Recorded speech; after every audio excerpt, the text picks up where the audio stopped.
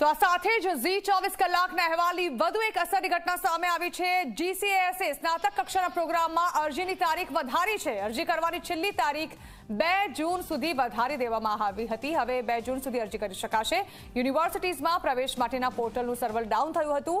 રાજ્યની તમામ સરકારી યુનિવર્સિટીમાં પ્રવેશ માટે જીસીએસ પોર્ટલ છે।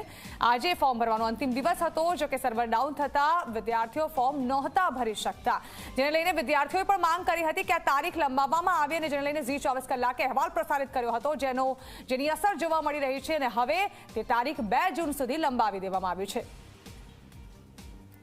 વધુ માહિતી સંવાદદાતા સપના શર્મા આપી રહ્યા છે। સપના, ઝી 24 કલાકે અહેવાલ પ્રસારિત કર્યો અને તે વિદ્યાર્થીઓ માટે એક આશીર્વાદ સમાન સાબિત થયો। 2 જૂન સુધી આ તારીખ લંબાવી દેવામાં આવી છે। જાણવા માંગીશું શું છે ખબર? બિલકુલ જણા, રાજ્યની 15 સરકારી યુનિવર્સિટીઓમાં અંડર ગ્રેજ્યુએટ કોર્સની વિવિધ બેઠકો ઉપર ગુજરાત કોમન એડમિશન સર્વિસ એટલે કે જે પોર્ટલ છે એના માધ્યમથી રજીસ્ટ્રેશન કરાવવું અનિવાર્ય હતું। જો કે ગઈકાલે તેની અંતિમ તારીખ હતી, પરંતુ સર્વર ડાઉન રહેવાના કારણે વારંવાર વિદ્યાર્થીઓને મુશ્કેલી પડી રહી હતી અરજી માટે।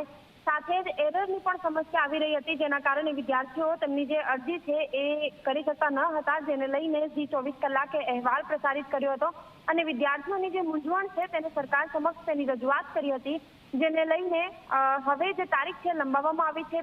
2 જૂન રાત્રે 11:59 સુધી આ રજીસ્ટ્રેશન કરાવી શકશે। મહત્વની વાત એ છે કે અન્ય કારણોસર 4 લાખથી વધારે વિદ્યાર્થીઓએ રજીસ્ટ્રેશન કરાવ્યું હતું, પરંતુ 2,63,000 બિલકુલ સપના, આભાર।